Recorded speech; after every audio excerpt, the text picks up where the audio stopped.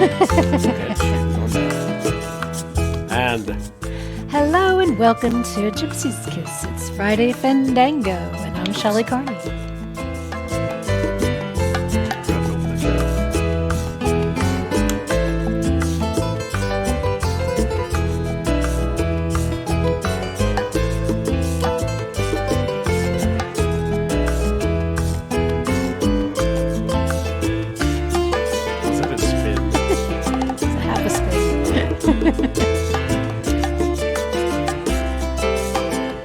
Talk to I am. I just need to get that set up. Hey, and I'm Toby Younis. Thanks for joining us tonight. I'm still a little bit, as you can tell, under the weather, but not enough that it wouldn't keep me from doing tonight's show. We'll see how long that lasts. Thanks for joining us tonight. We do have some emails. We've got some texts. We've got some voicemails. We'll open up the phone lines, and that way you guys can do all the talking.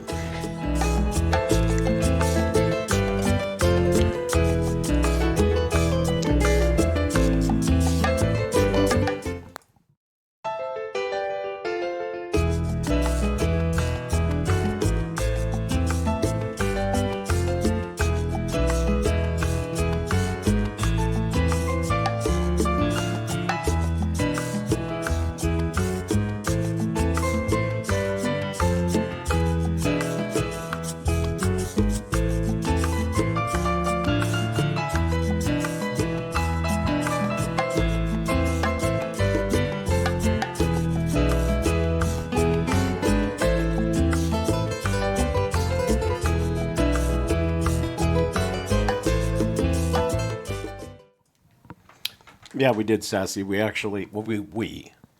actually made the mistake of not putting the right stream key in this afternoon, so we ended up streaming to AGK instead of the softer side. So we hope you all took the opportunity to go, hey, they're starting a show. We should head on over to the softer side and watch it. Good idea. In preparation for Thanksgiving. Housekeeping, you want towel? See. I'm telling you, seguro El que Talos. El Talos. You need towels just to hold them in front of you so they don't get cold from petri dish kids. And Toby. And me. Yeah, poor Shelley. I feel bad for her because I think sooner or later she's going to get my cold. And then she'll start talking like this. Hi, I'm Shelley Carney. Yeah, I already talk like that. No, that's true. Make sure that before you leave tonight, you like our video. YouTube likes it when you like our videos. The International Association of Petri Dish Manufacturers. And the Spies of America. And the Spies of America like it when you like our videos. Do us the favor of sharing it with your family, your friends, your neighbors, your business associates, and the entirety of your social networks, and that way we can grow the channel. And last but not least, if you're not already a subscriber, this would be the ideal time to subscribe to our channel that way, and click on that notifications bell. That way, when we launch a live stream or we schedule a live stream, you will be informed and in the know. That would be great because there's nothing better than being in the know. Yeah. So I do want to share a couple of things before we go to regular AGK programming. So I'm going to screenshot this out here. And here we are. That's us. It's us again. Look. We're everywhere. We're everywhere. So the first thing I wanted to is that what I wanted to mention? Live Spy? dashboard. Okay, wait. Okay, first thing I want to mention. There we are again. So, last week's winner, or this week's winner of last week's prize, Lisa Smith, has chosen to go with the Bio spray. So that means next week's prize is a Bio. So if you want to with participate, Toby's germs on it. That's you better spray it good with Lysol when you get it. So if you want to go back, if you want to participate in the drawing for that Bio using commentpicker.com, go back to our video, Forrest Fenn Hump Day Hoedown 2019 11/13, last Wednesday's video, and make a comment. That's all you have to do to qualify. It would be nice if you made a nice comment, but we've had asterisks, we've had comments. It just says comment. I want the bear comment. I want the bear comment. So next Wednesday, we will be giving away one of the bears. That leaves us with one more bear. And we'll give that away in combination with something. As a matter of fact, I think what we'll do. Too, so Yellowstone coin. So let's do this. So let's in addition to the bear, we'll give away one of 3D Bronze's mini treasure chests. Okay, so you get the bear and the treasure chest. How's that? Wow. For next week. So make sure you go make a comment if you haven't already. It doesn't make any difference how many you make. It eliminates all the extra Duplicates. ones and only picks the unique entries. So, okay. And then the second thing that I wanted to tell you is I wanted to tell you about my trip to the Spy Museum, but we figured out the way I tell stories, it would take forever. So I've put it on our community page. At the top of the community page, you'll see photos from our visit to the International Spy Museum, Washington, D.C. Click on the link. That will open up the photos. Oh, that's incorrect. Hang on. 11/11? That should be the 10th because we went on Sunday. Yeah. International Spy Museum, and those are all the pictures from the new, beautiful, upgraded, much investment made into the International Spy Museum, and I strongly recommend that if you do get to Washington, D.C. for any reason, you take not a moment. So it's 5 levels now, A day. and you need 3 days to see the whole, minimum 3 days, maybe 4. If you're But I want Toby, you to know that I did have to see everything. Yeah, that's true. That would be me. Okay, so let me change that right there. But I wanted to point out that I bought a couple of these things. Spy decoder. Civil War spy decoders. And I think what I'm going to do is I'm going to ask 3D Bronze to make me one of his larger tests. And remember, he had the coin insert Holder. inside of it. Mm-hmm. So I'm going to ask him to make me one of those chests with an insert for the spy decoder. And we'll make a big prize out of that. And it's not just going to be one thing. We'll have to figure out how to make it a big drawing. Like if, we'll give it away when World Sand Project gets to 1,000 subscribers. That's what we'll do. Anyway, I'll think of something. So, go enjoy our visit to I say our because I went with my daughter, Toby Renee, to the Spy Museum. And like I said, that's the gift shop. Look at that gift shop. The gift shop. I lie for a living. That's true. So anyway, go visit it. It's on our community page. And then join us. This is right here. This is our next week's show on the World Sand Project. And that's sand from the Tea Hill Park and Beach on Prince Edward Island, Canada.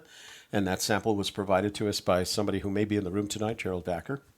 And as you can see, it's got a kind of pink. When you see it as sand, I don't have the sample with me. It's red, but when you look at it under a microscope, it has a lot of that pink-colored quartz. So join us on Wednesday, 3 p.m. Mountain Standard Time for that show. And if you click on the link, you'll be able to subscribe ahead of time. Subscribe ahead of time and do a reminder thing. So you can click on the reminder button right there. Okay? So...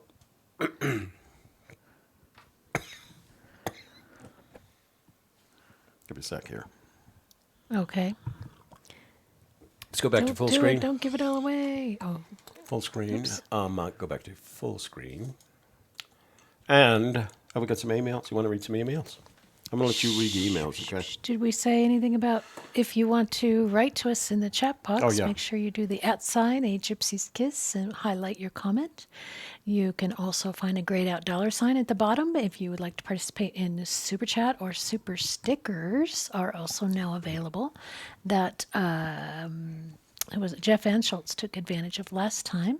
And also another way to contact us is by this phone number, 202-815-1171. You can send a text or a voicemail or call us once we open up the phone lines. So Joel says he wants to talk tonight. So Joel, I will call you first thing. I have your number in my phone, so I will I will make you the first call when we go to calls tonight, okay?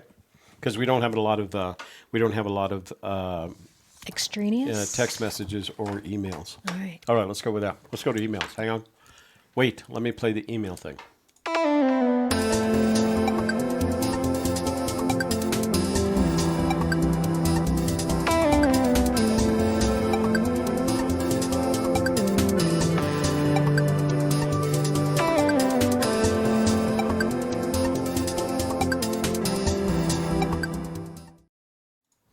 Voila. They can hear you talking. No, they can't because I do not have the. I didn't attach our audio to any of the videos, so we can talk during the videos. They can't hear us. Oh, cool.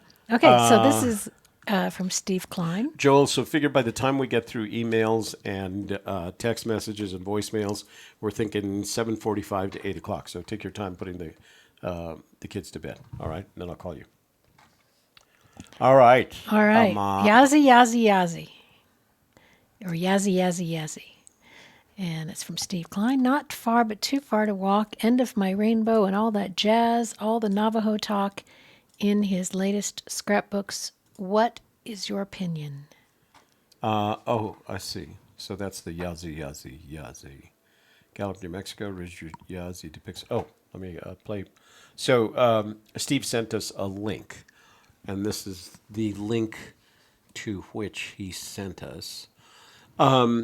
Our opinion on the matter of the scrapbooks is we are very confident, I would say 85 to 90% confident, that there is nothing in the scrapbooks intentionally placed there to help us find the treasure. That's not what the scrapbooks are about, and we will continue to go with that. We just don't think there's anything there, Steve.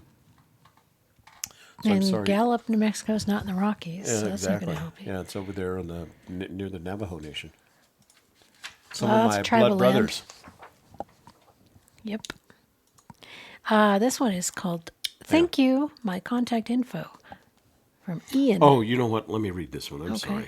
So I don't know if you guys remember, I had a conversation last week with a gentleman who had found a book that had a lot of parallels to what he believed had a lot of parallels to the thrill of the chase. And he wanted a partner to talk him out of it, to have a conversation that led to I think more. Lisa would be interested because she was asking me about it last night. Membership vault. Well, if you are interested, send an email to gypsieskiss@gmail.com and make the subject line analyzing the book. All right. And I will forward this to our friend. I will forward your email to the gentleman who was interested in having that conversation. All right? Ian, the Scotsman. Intersections, ? From Leaky Stick. And it says, I've heard talk about everybody needs an intersection. Can anyone elaborate? Thanks, the Stick. Well, the problem with that strategy is...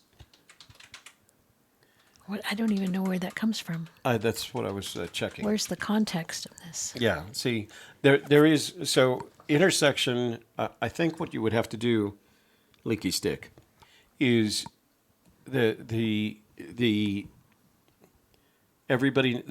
you've heard talk about everybody needs an intersection, but it wasn't Forrest Fenn that said that. Forrest Fenn has never used that word, the word intersection. I'm sure he's used the word intersection. Well, not in this, everybody needs an intersection. Right, that especially, even make sense. Pardon me? Because that doesn't even make sense. Yeah. So he's never used that phrase and very specifically that word in the context of the thrill of the chase. So if you're hearing it from anyone, you're hearing it from anyone who isn't Forrest Fenn. El Trasho Keno, as he says. Covered up with your towels. Yeah. Okay. Los toallas. Spanish word for towel. Toallas. See. This is what's up with this one? Okay, so he sent us first message and then followed it up with another message. He wants us to call him too. So let's do that. Let me switch over to his screen because he did give us some imagery here. Should I read this or what? Yeah, go ahead and read it. Okay, this is CS Jigsaw Map. I have these good maps. You can zoom in really good on the map. And he gives us one, and it says, has really good topographic details, rivers, creeks, and streams with elevation shading denoting downhill. And then the second one has good information on ranger stations, patrol points, names, etc. All right, hang on. Let me pull that one up as well. says, Fenn said the treasure is 8.25 miles north of Santa Fe, New Mexico. Okay. That's not in Terry Scant, is it? Is that ever anywhere other than lore? Well, The it is in that 8.25? one. The 8.25. He did use it once after it became lore. Oh, okay. Right. He somehow it was added to the mythology after the entry on Richard Saulnier's blog. Yeah. And the calculation, et cetera, et cetera. Then somebody did the calculation. It Yeah. ended up in a chat room someplace. Yeah. It's 8.25 miles. Yeah. And then as soon as that happened, he started using it. Like, sounds pretty good to me. Okay, let's do it. He agreed with it. Okay. Yeah, I don't think it In was writing. anything. Agreed It with was. it in writing. I don't know. I'll have to check. Hang on. Keep reading. Let me check. Because, first. there's been discrepancies on that. Okay. Somebody said, and Fenn agreed, that the treasure is 8.25 miles north of Santa Fe, New Mexico. I No, believe at he least. said directly north. Right, at least. So here's which one it was. Hang on, let me see where it comes. He didn't say directly north. He just said north, and north could be anywhere from here to there. Right. So it was a featured question. Somebody said, blah, blah, blah, blah, blah, blah, 100 AGL. Recent study revealed it'll be above 5,000 and greater than 8.25 miles statute nautical from Santa Fe proper. Thoroughly enjoyed the thrill of the chase. Respectfully, JT Lieutenant Colonel. I would do a 180 land at KSAF. Drink lots of coffee and don't let the flight surgeon find you. Good luck, sir. Quotes appearing more than 8.25 miles north of Santa Fe. At least, okay. Yeah, so he's always used that, and that same quote is found throughout. You'll see it on Dale's site. You'll More see it than 8.25 miles. Right. So he did say it. Yeah, after it became lore. Okay. Right. He didn't do that himself. More than. And it's convenient for him. At least. Because more than is it puts everybody out of his house. Right? In Santa Fe. Yes. Okay, you got to cover this for just a minute because I have to go. Well, I'll finish reading this out loud, yes. In the poem, put in below the home of Brown. I think it's home of Brown, Wyoming Cowboys football brown uniform. Their stadium is War Memorial Stadium. Put in below means directly south. Between the stadium and Santa Fe are two national forests, Rocky Mountains or Arapahoe and Roosevelt National Forest. It's directly north of Santa Fe. On the map, there is Hayden Creek and Forest Canyon. I just started on the chase recently, but that first map is really good. Hope these maps help. Email number 2, same person.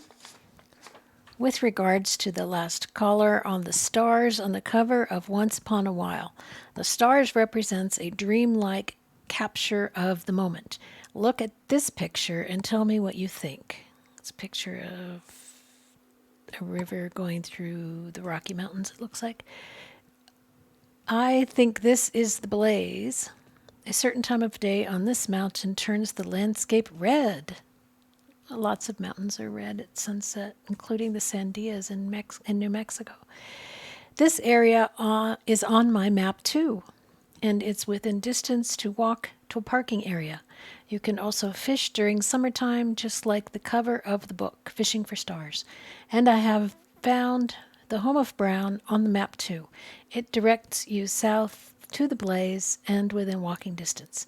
This caller just confirmed my solve with the meteor comments and the stars. So, okay.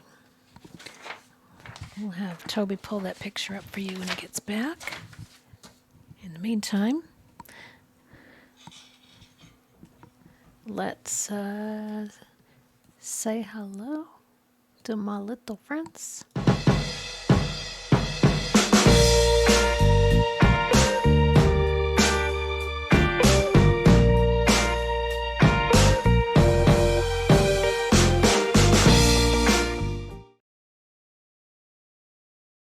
And I'm back. Did you miss me? All right. Sorry. Oh, Toby's back now. All that water. What have you been doing? I finished reading this email and I did the hello video. Okay. So are you doing hellos? Well, did you want to show this picture? Because Oh. he says that's the blaze because the mountains turn red when the sun sets. And I'm like, yeah, that's not the only place the mountains turn red. Yeah. But I do have a picture of that. So those are the two maps, and this is the picture of the blaze. And what he's showing you there is something that if you've done any mountaineering at all, what was his name? Royal Robbins used to do this photograph, and he knew that after the sun got to a certain level in the sky, because of the distance, the amount of air that it had to go through, it started adjusting the colors. And so Royal got really good at knowing when it was going to happen just before sunset, and so he used to make these shots. But this is another indication that a solar event might actually create the blaze for just, so it's temporary. It would be a temporary blaze, occurring only long enough as only as long as the sun showing itself at this angle in the sky. So, did you read this part where he said the caller just confirmed my solve with meteor comments and the stars? that was Wade. Wade. Well, we're going to call him later. That's CS Jigsaw Map. He sent us a text message to have him call. Okay. Did you play the hello video already? I did. Look at you. So let's say hello to our friends This in the technical room. director. I'm going to start at 6:54. Tim Molina, Aaron Fraser, Hang on, I'm looking at Jack our email Jack, here. Wayne Ross, and Christopher Robin, Captain Marvel, 3D Bronze, The Sassy, William Sparks, Bobbert, BJ Chambly, Jesse Livermore. Are these the lead searchers, Jesse? The lead searchers is like saying, "Is it big? Is that Bigfoot? Is that Bigfoot? And is that a unicorn?" And Yeah. let's see, T. Brown, Douglas Carver, Angelina Sings, K Pro, CS Jigsaw in the room, 3D Bronze. Hey, look, 3D Bronze. Let's see. Shelley combined her your pendant with her recently received necklace. See everybody? Isn't that pretty? Look at that. And Treasure Princess has treasure. 3D Bronze says, why don't you read it? Oh, thank you, Gypsies, for showing website last week. Please sign up for the affiliate program on my website so I can give you a link to put in your videos that gives you a commission when people buy something through your link. Awesome. Oh, cool. Very cool. So 3D, I've got to go get that. 3D, I came up with an idea for a special gift with the big box because I have this decoder thing that I showed you guys earlier. I want to put one of those in the big box instead of the coin. So I'm going to send you some. I want to talk about the dimension of that. Here, let me go back to it. Can I go back to it? I suppose. Okay. You have calipers. I have calipers, I do. Or you can have Kevin measure it. Kevin is, and he's got that engineering background. He's going to be a lot more accurate. So hang on just a sec. Okay, here it is. Okay. So this is a Civil War spy decoder thing that I got when I was at the Spy Museum in Washington. And what I want to do is take one of your larger boxes that you now have the slot for the coin with the AGK logo on it and do that for this size. This is 2 inches. And I want to put that all together, and then we'll have a big giveaway for it. So just send me an email telling me how much that will cost, and I will send it to you. Okay? I don't want you to have to think you have to do that for free. Okay. Back But, to by the way, thank you for the super chat. We really appreciate that. Yes. We have Sonia Pointer, JK Pioneer. Hoping you were feeling better, Toby. I am feeling better, but I'm not through it quite yet. Yeah. Let's see. But they know the most about the chase, right? Well. What conversation? Who's this guy? Is he a new Jesse. guy? I don't know if it's a man or a woman with a name like Jesse. It could be either one. So, Jesse, we have spent a lot of time with it. I think there are lots of other people that know more about this than we do. King Toby and Princess Shelley, says Christine Kenzie. Odin is here. Odin. And he says they are the oracle of knowledge, chase and non-chase related. Oh, wow. we're just all that and a bag of chips. All that and a bag of chips. People probably haven't heard that in forever. Let's see. Did they used to say that in the olden days? Yeah, back in like the 80s and 90s, I think. Really? I'm all that and a bag of chips. That was a long time ago, right? Robert Williams. Let's see. Belva Jenkins, hello. Shatz, Canine Treasure Hunter. Oh, Pretty Bonds just did another super chat. Another? My And he goodness. said, done, no charge. Oh. Send me the dimensions. All right. I will. Very cool. Thank you. I would have taken the measurement a while ago, but I dropped the damn thing and it broke. I broke the rivet on it. So. Luckily, he's got another one. Sunny7 LR. Bobbert. Toalas, por favor. Toallas. Toallas. Toallas, por favor. Toallas. It changes every time. It's like Kiev and Kiev and Charles Chapman. Boxhound. Wow. What's up? Odin. 10 Send us 10 euros. Hot whiskey, Thank you. Irish slice of lemon, honey, and maybe drink 5 of them and you will be cured. Yeah, 5 of them would cure. Clove, too. And actually, Odin, if you had watched Wednesday night's show, I shared my cold remedy recipe, and it was Pretty much the same equal thing. parts of whiskey, honey, and lemon, fresh Yeah, lemon. that's what he So says. it's about that. 5 of them, and I may not be cured, but I will be on my ass drunk.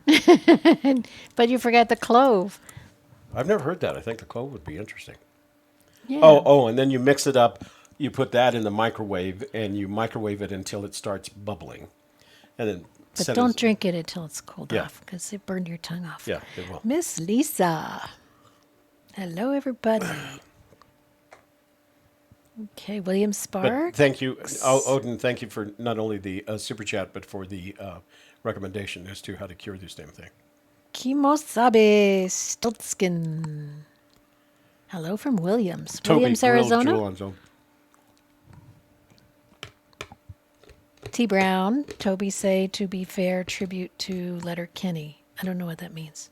Wait, say that again. What does it say? Toby Toby say, to to be fair. Tribute to Letter Kenny. I don't know what don't that know. means. We don't know what that means, T. Brown. To be fair. I guess he just wanted you to say that. William Hanna says, William, I think I agree with you. Traveling is great, but you're more likely to catch something because of it. It's just become a pattern. I go to visit my kids and grandkids. And then he blames them when he gets sick, like it's their fault. Petri dish. They aren't Brothers sick, and though. sisters. But Petri they dish. weren't sick. I don't think they have to be sick. I think it's just like all these germs from going to... You didn't get sick in Kinder January care when you and- visited them. Did we see a lot of kids? Do you remember seeing a lot of kids? Didn't they lock them up? Duct tape them to the wall? We were right in the middle of all the Mila and Manny and Oh, that's a good point, yeah. Everly. But you and I both, and neither one of us got sick. So there. Christopher Robin, Charles Chapman. Logic Chaser Matt says, you can add anything to that combo, and it'll work. Yeah. The cloves, the cinnamon. I think it'd be good with Cinnamon. cinnamon. So Matt says he's got a new video. Robert out. Williams Let's has a Dick Tracy decoder. see. That's what it looks like, Robert.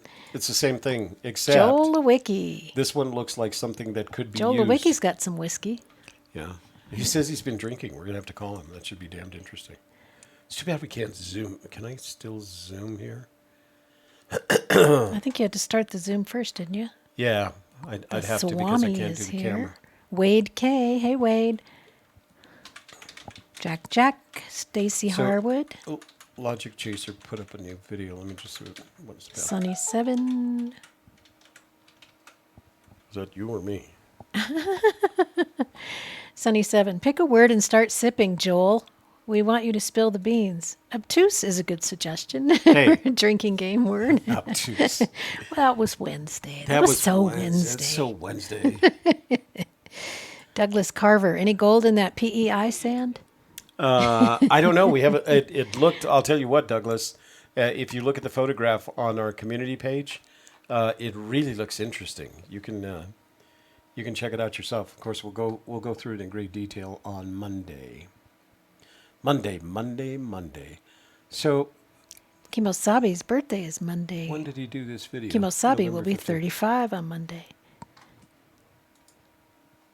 Okay, so this is the link to Matt's new video. It's called World famous gamer, WFG's Forrest here. Fenn Treasure, blog number 7. The Sassy 1962. We've got some of our awesome moderators in the room tonight, including the Sassy and K-Pro. Our other moderators are John Werner, also known as Toby Fan 3000, ES, which is Eric Schmidt, Greg Keller, who is one of our more prolific member vaulters, as I could say, Huli.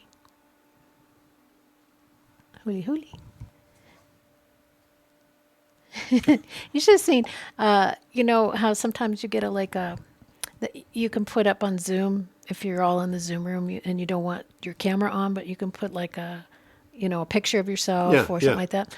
I think it was Alicia. She had a picture of, it was kind of like a graphic, and it was like a black and white, and it was a rabbit, and in a rabbit hole. It was a rabbit hole. Oh, it's really cute. Well, she admits to going to a lot of rabbit holes. Yeah. Okay, so this is Matt's newest video. It's entitled Vlog number 7, Must Halt Equal a Change in Temperature, ? So go take a look at it. Matt's got Did you want to screenshot 150 it, or? subscribers. Yeah, I guess we could do that. So screenshot. So Matt presently has 150 subscribers, so you guys subscribe. He Yeah. does some pretty good stuff. Yeah. And He's a been drone, on our show a few times. and he's a drone pilot, so It's a pretty picture. yeah. He lives in Arizona. So go check him out. Yeah. LR, Toby, skip the kid stuff and get you some good old moonshine. In New Mexico, they make moonshine up in northern New Mexico, and they call it mula. M-U-L-A, which is the Spanish word for Mula. mule. Mule kick. Yeah. Because I Can is here. 2 Buckets Prospecting from Tombstone, Arizona. MJ Inzer. Can we hear the rooster? This K-Pro doesn't look like K-Pro. Doesn't want me to call Joel. 888-867-4309. No, I've fallen for that already, K-Pro. Logic Chaser. Who wants the roosters? Odin. Shall we play roosters? Yeah, somebody wanted a rooster. Let's play the rooster roster. Rooster.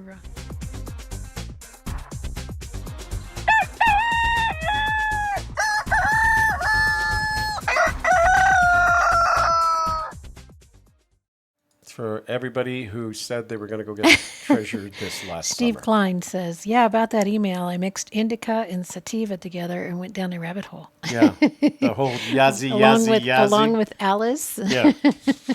Yazzy, Steve. NC Diggums. Yeah, I bet you'd fit right in Gallup yeah. with the Aussies. We did Shelley and I did a documentary called Shredder and Sativa for the International Documentary Competition. Well, what did we do that for? What's that? When we did that documentary called Shredder and Sativa, you remember that one? Yeah. We did it. We had a weekend, or we had 5 Yeah, days. 5 days days for everything, to do an entire documentary in 5 days. Yeah. Shredder and Sativa.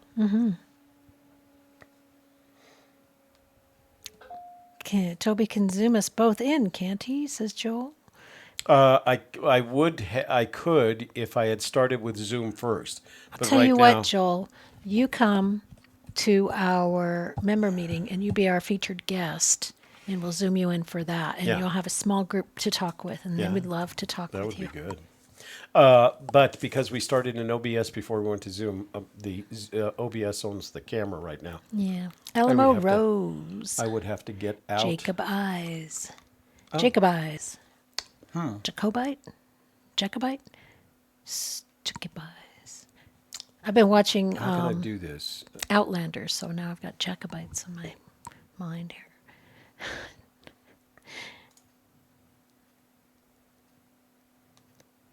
What's on? What had Dave? Dave Headblum's here. Headblum. Dave. That's Copper Dan's dad. Yeah. A.P. Moreau. Love Library of Congress website. Matt says my old screen name was Absinthe Minded. Oh. And Mr. T. I'm actually feeling pretty good right now. Well, it's that vitamin C stuff. Rowdy Yates. Okay, we need to call Joel. Let me just. He's starting Corey to get, Jacobs. because he's going to get sleepy, and then he'll. Well, is he there, or did he put? Is he done with putting the kids to bed? Yeah, we can't Zoom tonight either, Joel, because the camera belongs to OBS right now. I can't give it back to. And my Zoom. heart belongs to Daddy. I can't get this to pop. That was a. Ah, ah. Oh, there we go. Oh, crazy. I'm going to go back. Did you see any questions? I didn't see any questions. Fish Grinder's here. Andre's here. Tony From Russi's Scrapbook. here. It was from a scrapbook. Oh, the 8.25 miles. No, I don't think that. I think the 8.25 miles he started using after. He started using. RR. Can you Zoom me and Joel in tonight? No, Joel can't Zoom. He doesn't have his laptop. Oh, okay. That's what he said. But we'll do it another time. And, hey, what's that? Oh, that's the super chat again that we already So Toby talked Shelley, about. 66,000 links story, 2010 cafe story, first book signing. Douglas, no, that story came from Richard Saulnier's blog by a gentleman who called himself Forrest Fenn, but we have concluded it is not. That's where that story came from the first time. Because he misspelled his own name, so Right. that was not likely And to to be him. Fenn, what does he say about his name? My name is Forrest. No. I mean, It's the only thing.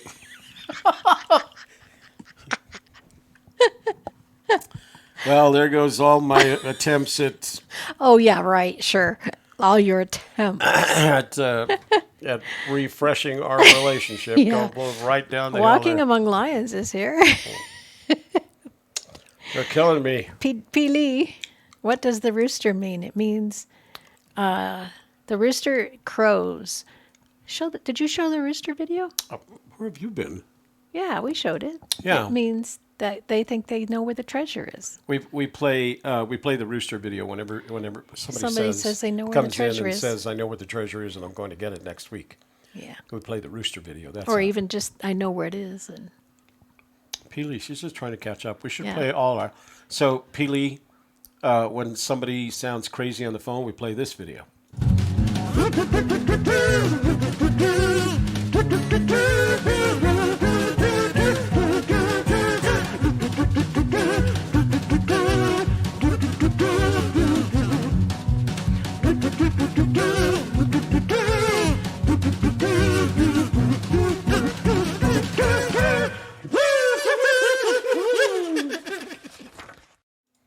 And then when somebody's creating drama, we play this video.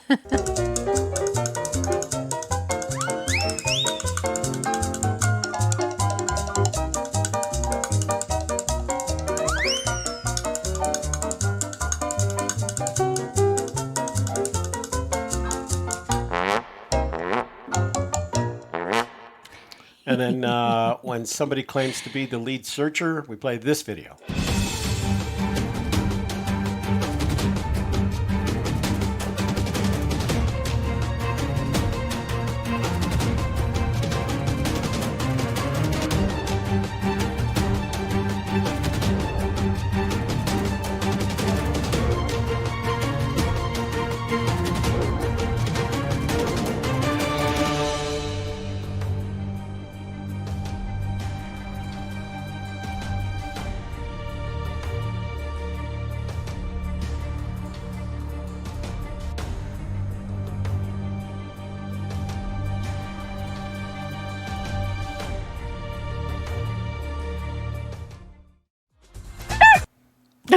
oopsie. I don't know. Where did that come from? That's on the end of the video. Oh, it is? Oh, okay. Yeah. And then when somebody comes and says, They went to find the treasure. They followed the solution, but they got there, and it was already gone. Somebody else had taken it.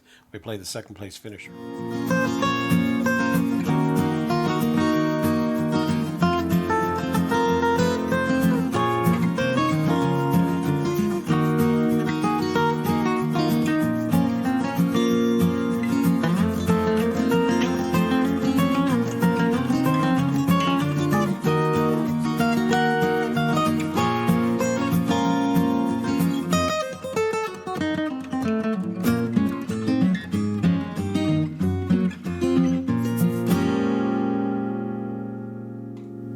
So we have videos for every situation. Almost every. Pretty much everyone. Somebody said they were having a birthday on Monday. We should play the birthday video. Who was having a birthday? I forget now. Who said they were having a birthday? Was it Jesse? Who was it? Somebody. World Famous Gamer says, "Hey, Shelley, since you are an awesome life coach, is it possible to call you and talk? It is very important to me." IJS. I don't know what IJS is. Is that some sort of... Well, as I say on my show, there is a link in the description box of all my videos where you can make an appointment and we can have a Zoom call. So, yes. Yeah, it is possible. Just But you got to follow the rules, follow Bubba. the rules. Somebody says, Billy, Peggy's birthday is tomorrow. Let's see. What did Finny Bones? Billy. Oh, Kimosabi Kimosabe what? is the one that had the birthday on Monday. Billy. Where do you see that? Well, further up when I read it. Okay. 23 Monarcha's here. 23 Monarcha. All right. Is that everybody? That's it. Okay. I think what I'm going to do is I'm going to call Joel first. All right. And then we'll go to text Texts and messages, stuff. voicemails, and then we'll come back to open phone lines. Joel, are you ready? You Get ready, Joel? I'm calling Here you, comes brother. the phone call. Here it comes. What was that? Sort of a drum roll, but Oh, a I short see. one. Okay. Joel Lewicki. We're going to call him. Here we go. Calling Joel. Calling Joel. Oh, you know what, Joel? This is your home number. We don't want to call home. Did he say he sent me a text? He said he sent me a text, didn't he? I don't know. Yes, he did. Put his attention, you fellow. That's funny. Luis said that the other day. Oh, he did? Yeah. Joel, you need to send a text. He sent it to my... That's what my personal phone. Oh, which is Joel, a different phone. Would you do me a favor and send a Use text this with your number. new number to this one right here, the 202-815-1171? Because I don't call on my my personal cell phone. I call on the new AGK, Line. softer side, Roll Sand Project. Yeah, the AGK Media So line. Joel, We'll send me call it a that. text message because all I have is your home number and I don't want to call there. He said he sent you oh, He did, but I think he sent it to my home number. Send the text message to the 202 number, if you please, Joel, so I can call you. so World Famous Gamer, just look at one of my videos, even today's video, and in the description box you can find the link for setting up a schedule for a phone call or a Zoom call. Should we play Happy Birthday for Peggy? Sure. When is it? Tomorrow? Tomorrow, they said. All right. Happy birthday, Peggy. Happy birthday.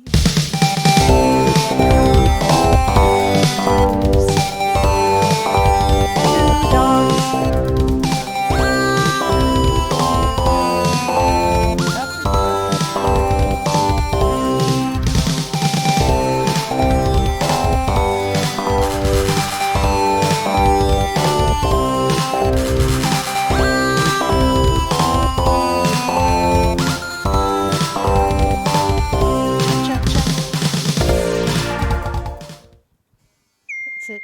Bing. Okay, there it is.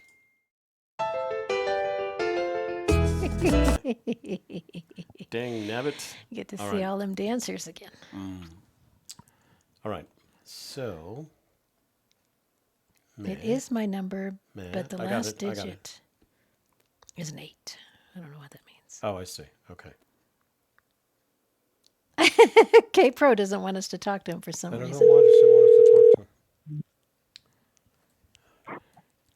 Did it work? It worked. How good is that? Awesome. The magic of technology. So, how are you doing?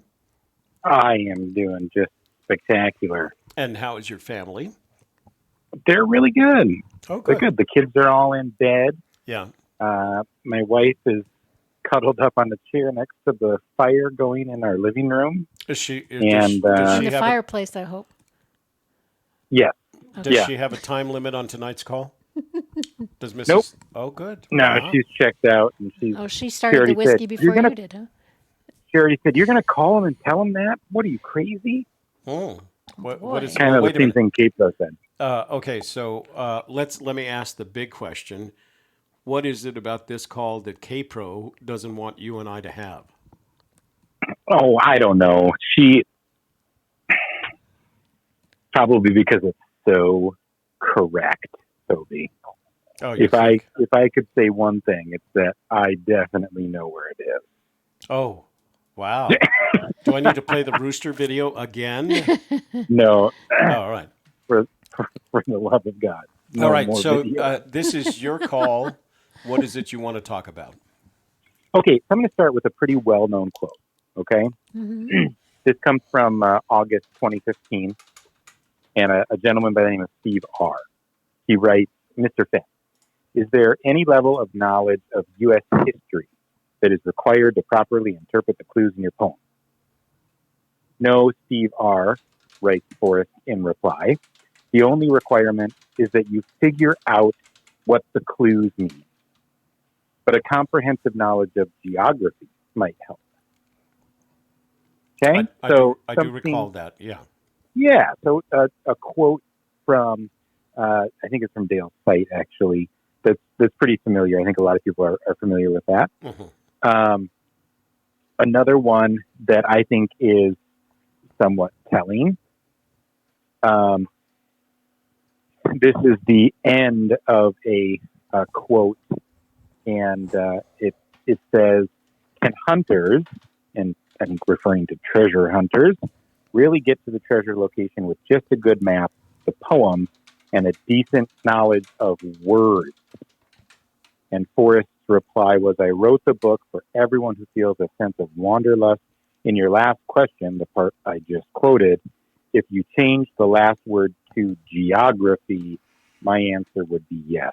And what word did he use rather than geography? Was that the one that Instead of a decent knowledge of words, Words. Forrest toponymy? said, if Didn't he you change say that to a, no, this isn't the toponymy quote. Oh, okay. It's All right. a decent knowledge of words, and Forrest says change that to a decent knowledge of geography. All right. Okay. Okay?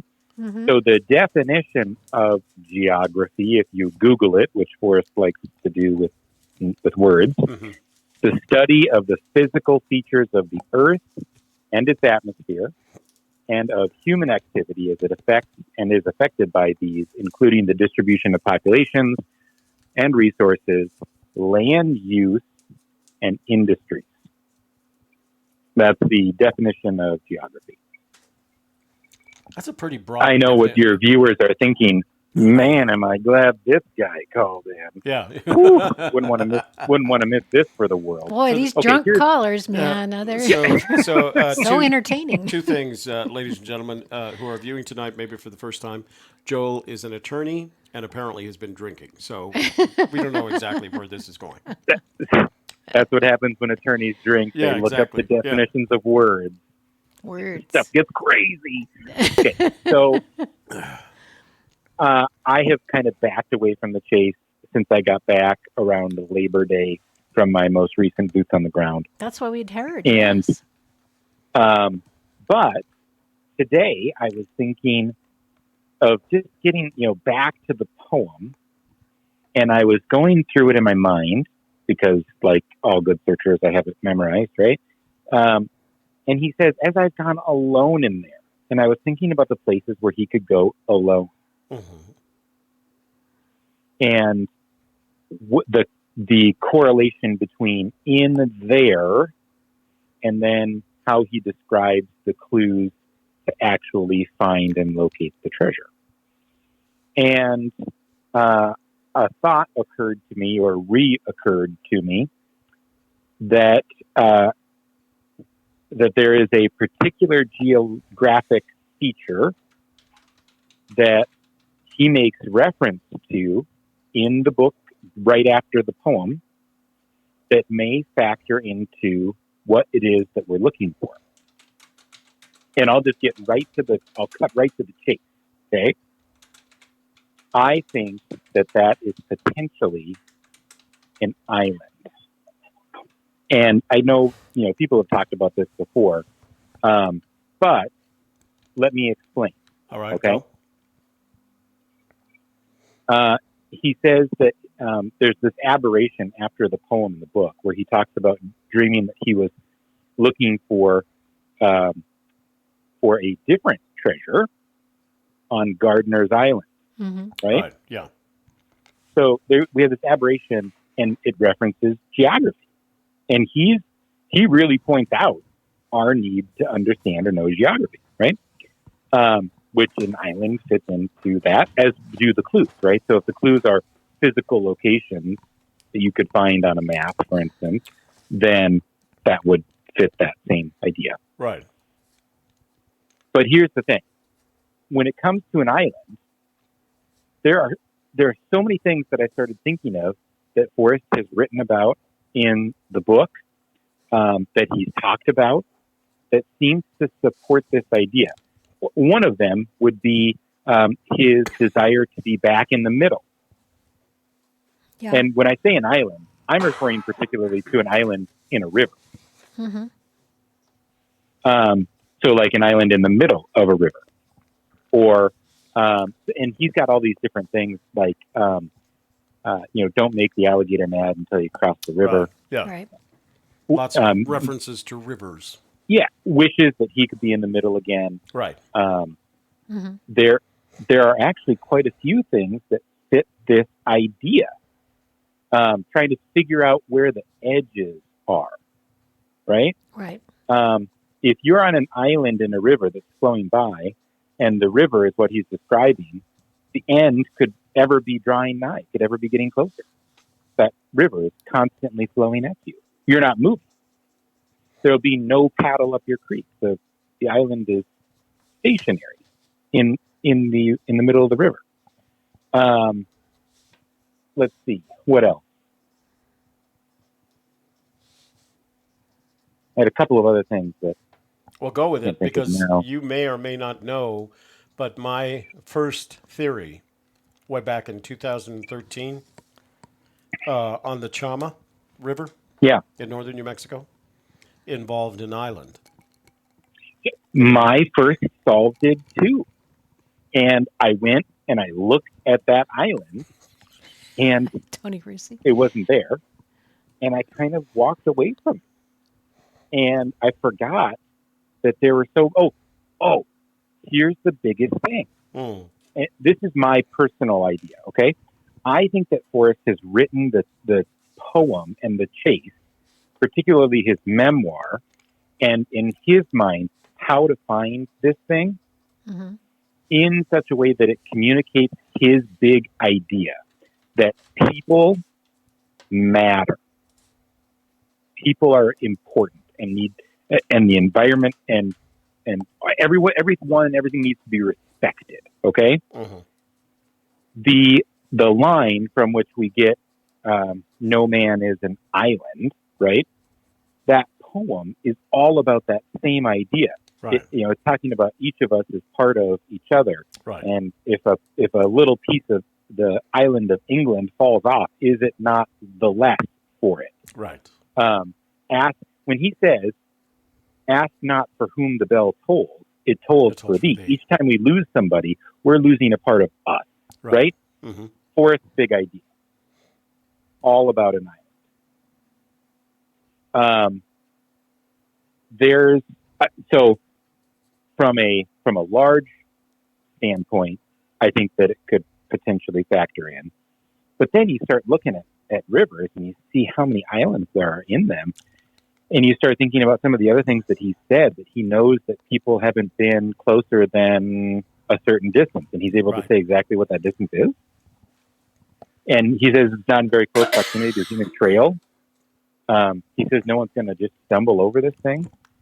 There's all sorts of things that seem to support the possibility that it could be on an island. Thoughts, arguments, counterpoints? I actually points of clarification. No. I think all the points that you're using to make your case, I have used to make a similar case. I felt very strongly that the combination of what you just said, including the aberration, the Gardner Island aberration, indicated to me that it would be an island. We're not near the ocean, right? So it had to be an island in a stream. Yeah. And if one does any research on great writing of the 20th century, one is going to find island in the stream. And so I thought with the Rio Chama, which isn't a big river by Montana, Wyoming standards, but all you have to do is look. All you have to do is look on Google Earth, and you see permanent islands in the Rio Chama. Now, the challenge for me was, how long would that island last? What would it take in terms of a spring runoff to eliminate that island? And so that started to bother me. Like, it would have to have some sense of permanence, right? It would have to be there in 2010 and would have to be there in 2019 in order for it to qualify as a possibility. But as everybody, including Tony, has the memory of me describing sending my son, Jason, across the Rio Chama to go to an island on which he found several rattlesnakes, but a log, and it was turning over. That I kept telling him, just turn over the log, So, so I think it's about. I'd like to make an offer to you, and that is, Shelley is traveling for the next couple of weeks, starting next Thursday. Is that correct? Mm-hmm. Yep. So, why don't, since I'm going to be alone effectively on Friday, how'd you like to join me for Thursday? But I'm not. I mean, so I'll be alone from Thursday on. Mm-hmm. But for our show on Friday, you want to get together and kind of hash this out? I can't. What? Next Friday. I appreciate the offer and for doing it in front of all of these people live online. That's awesome. Yeah, well, that's the only way you do this kind of thing. How about the following? She's not going to be. She's going to be gone the following Wednesday as well. Oh no, Wednesdays don't work for me anymore. Chet, man. I volunteer at a kids club Thursday on Wednesday. or Tuesday for the members. The member vault. Mm-hmm. Let me talk. I think to the you'd have members a good conversation with Lisa. Yeah. The member vault would be interesting because. Ooh, yeah, I don't even really know what that is. But I will say this, that my birthday is on Thanksgiving. Yeah. Oh. So if anyone is looking to send birthday presents to random people who happen to share them with national holidays, I would be a good choice. Yeah. Mm-hmm. I think I've got some extra presents that we could probably send out. And that's a large segment of the population that's looking to do that. Right. Rather than just eat turkey. Yeah. What better way to be thankful? So right. I do have I do have one question as long as I have you on the phone. Is it to what I was describing as my new theory, my revelation? No, I think that's an excellent theory. I actually can empathize with that theory because I feel very strongly about exactly the same things. My problem is I haven't found the right river yet. Right. Yeah. Oh, yeah. And there are lots of rivers within our search area in the 4 states that have very visible islands in them according to Google Earth. And you start matching that with the potential clues and you end up. And I will point out that part of the theory, this is going to make me crazy. Part of the theory that I mentioned in Montana that I was thinking about following up on in Montana until Forrest sent the journalist up there included an island. Yeah. No, I mean, so I think of it this way, right? he's gone alone in there. He's gone into something. Right. I think it's possible he's saying he went into the river If you were, and not actually all the way across. People have asked him, and I was trying to think of this today, and you can maybe correct me if you remember. I thought that I remembered Sean asking Forrest remember he did a video about if a water crossing was involved, and he asked Forrest, and I thought Forrest's response was, better not answer that. Right. He refused to answer the question. I think that might have been the answer to the question about the 12-foot thing, like if that was still true or whatever. So that might not be the correct answer. Or I don't remember if he just didn't answer Sean regarding the water crossing. It was one of those non-answers, and Sean interpreted it to mean, yeah. Right. But my point is, if you're talking about if you ask Forrest, does it involve crossing a river? And it's in an island in the river, and you're Forrest Fenn, how do you answer that? If you say yes, then people are going to cross all the way across. Right. If you say no, then people are going to think, well, you don't have to get in the water. Right. But if you're going to the middle, are you really crossing it? Right. And it would substantiate one of the lines in the 6th stanza, which would make it worth the cold. Yes. So my thought was, when he says, I've gone alone in there, then what you're looking for, and I think what the clues are describing, is the path the river takes to get you to that island. So you begin the river, the path you're taking, where warm water halts, and in the canyon down, which is where rivers go. So anyways, I'll leave that with the room. I don't know. They're probably just making fun of me for no.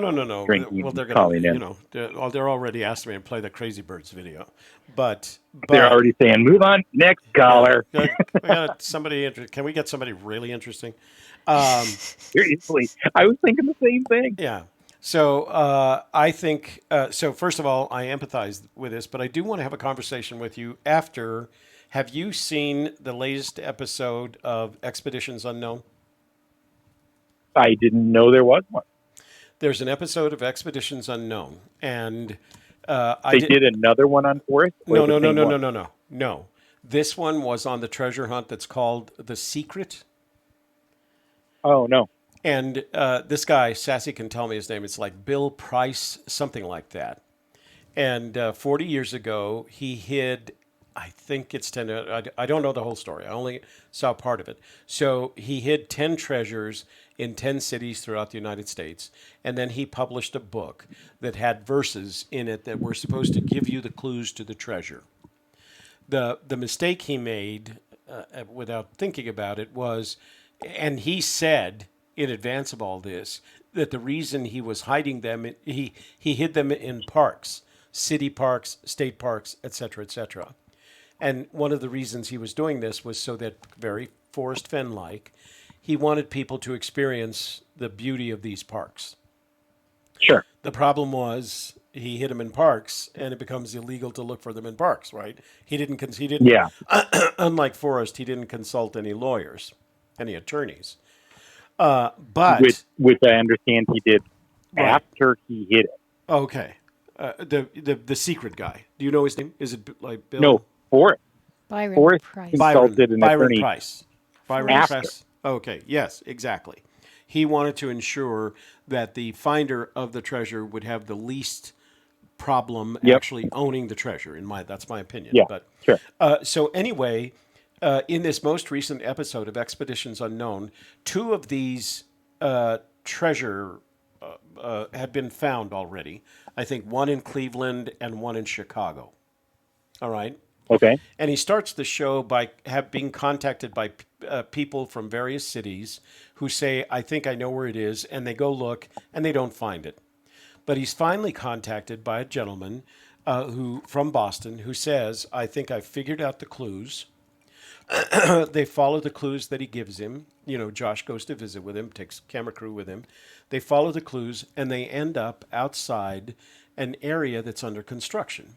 And it turns out that the construction is actually a remake of a park that needed to be redone. And he asks him, where's the treasure? And he says, well, it would be under the home plate, if home plate was still there. And what this gentleman had done is he had gone to the people, the contractors who were doing the work on the landscape, the revision of this park, and he said to them, there's a treasure hidden under there. If you guys see any indication when you're digging up the baseball field, especially around home plate, please contact me. Well, sure enough, these construction workers did find something.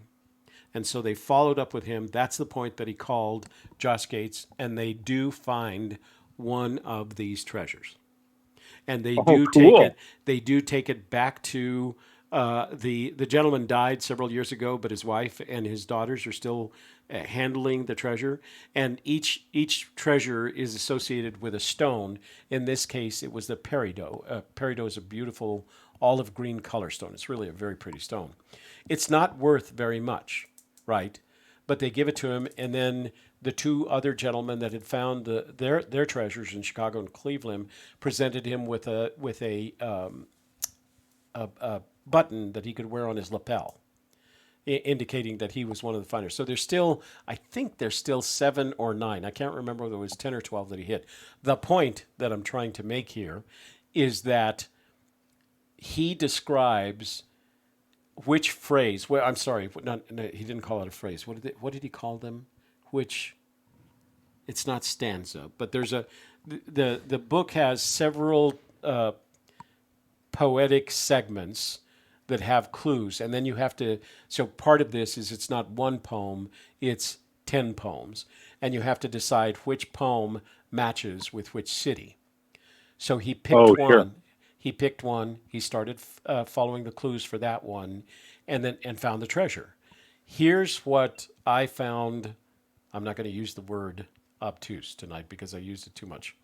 Here's what I found amazingly interesting. As he related the clues to the locations in Boston that he believed matched the clues, they were so... I can't think of another word besides obtuse. Help me out here, Room. They were so... Obscure. Good one. I like that. The difference, the locations in comparison to the clues in each of the stanzas were so obscure that you would have to be practically a magician to make those associations. Anyway, I'm starting to wonder if, because this was done over 40 years ago, Fenn wasn't influenced by this gentleman's work in some way or the other, because it was very popular for a certain amount of time.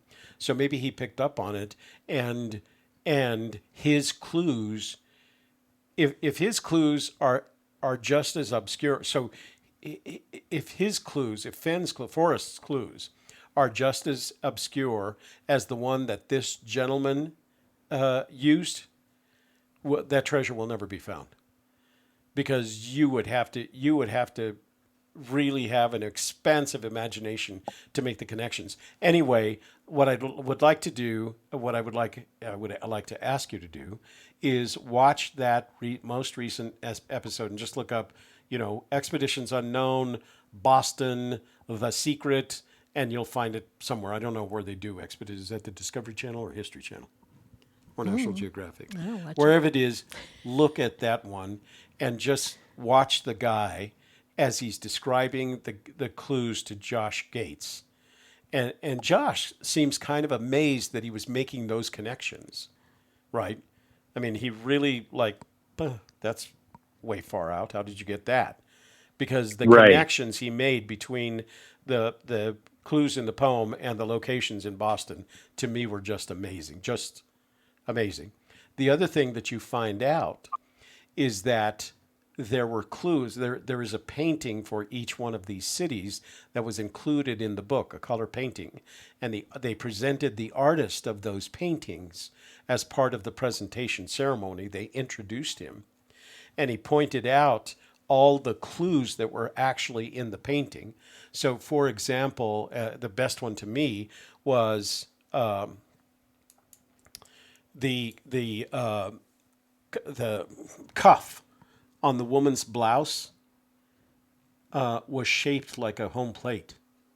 It was in the painting that represented the Boston solution. So there's clues in the painting. Anyway, watch that video. Now, I'm not suggesting we drop Forrest's treasure and start looking for the secret, but there's something to be learned from. Yeah, let's switch to one that's older and harder. Yeah, no, more exactly. Obscure and worth less money. Right. It's been 40 years. 3 of the 10 or 12 have been found now, so it's much more difficult. But I think part of the difficulty is that the connection between the clues and the location are at least as obscure or obtuse as. Okay, well, this may be the whiskey talking, but I'll say 2 things. One, I think that I remember hearing Forrest say in response to, did you consult or did you, were you influenced by any other treasure hunts? His answer to that, I believe, was no. No, that's correct. And second, my overall interpretation from what Forrest has said and the things that he seems to be pointing people to lends me to the belief that it is more straightforward and simple than people realize. And I don't believe it's very possible that Forrest inadvertently made it super obscure and that his imagination is so much, different than what we're expecting that it's harder than he realizes it is, because to him it makes sense.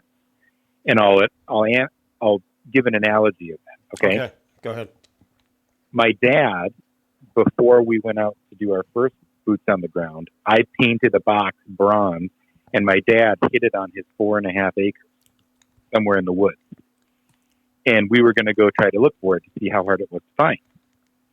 And he went a step beyond, and he actually wrote a poem that would lead us to where he hid it. And even on that 4.5 acres, with a poem that he wrote for us, we still couldn't find it. The symbolism and imagery and the poetic license that he took in explaining how to get to where he had placed it, it just didn't make sense to us, right? Because we weren't thinking about it like he was. Right, which is the complaint that we've made, and that's my own father. Yeah, right. I mean, so talk about trying to understand a stranger and how he thinks. It is, good luck and good night, everybody. Yeah. We are of the opinion that he unintentionally over-engineered it, in the sense that he didn't realize how different a thinker he was from the rest of us. Yeah, I think that he knew, but in the same way that a crazy person doesn't know they're crazy, right? I don't think a brilliant person knows they're brilliant, because they don't know how other people think. Right, exactly. So I have a question for you from the room, from Miss Lisa. She says, "Okay, ask him where the warm water is." I guess in your most recent theory. Where the sorry, say that again. Ask him, meaning you, where the warm water is. If I knew that, I would not be calling in and saying I thought it was on an island. Okay, all right. I have no idea. I think that it's physically warm water. Yeah. But there's lots of places that fit that in the Rocky Mountains. There are. And most of them are north of San Francisco. Exactly. I heard that someplace before. I did hear it somewhere too. Yeah. I stole it from someone else, I think. All right. Well, we've used up 30 minutes of our viewers' time. Okay, good night. Thanks for letting me call in. Bye. Talking about stuff that we wanted to talk about. He hangs up on me. Our best wishes to your family. Joel, thank you for letting us call you. And I'm glad that you're kind of imagining the possibilities for this theory, because I too have had Yeah, while Joel was on similar the thoughts. phone, What do we get? we got another 10 euros from Odin For what? Did he have a question? to help you buy whiskey for your cough, I guess. Oh. So you mentioned the recipe again. Okay. I will take advantage of that tomorrow and do exactly that. So, yeah, Sassy says, I don't think they were that obscure at all. I looked at them and going like, where did that come from? There's another from 3D Bronze. 3D Bronze, and what have we done to deserve Maybe that? Forrest under-engineered it. You know what? And the implication being 3D, that, thank you for the super chat, by the way. The implication being that we're over-engineering it. And he's said more often than not that we need to get back in the box, we need to simplify. So that could very well be true. I can't argue that one. Okay, let's see. Somebody wanted us. So CS Jigsaw, he wanted us to call him. Alrighty. Let's give him a call. Okie dokie. CS Jigsaw. So CS Jigsaw, we are calling you. I don't know why we're calling him. He's the one that sent us all those pictures, so we'll have to figure out why he's calling. We're calling him. You better know why you're calling him. Hello. Hey, CS Jigsaw, first of all, what's your name? Hey, Junior. Junior. Junior? Oh, okay. Yeah. And then, so why did you want us to call you?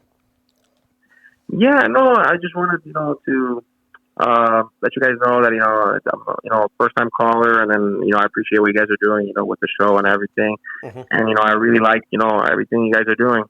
Oh, well, that's very kind of you. Thank you very much. We really appreciate it. Yeah, I also wanted to mention something.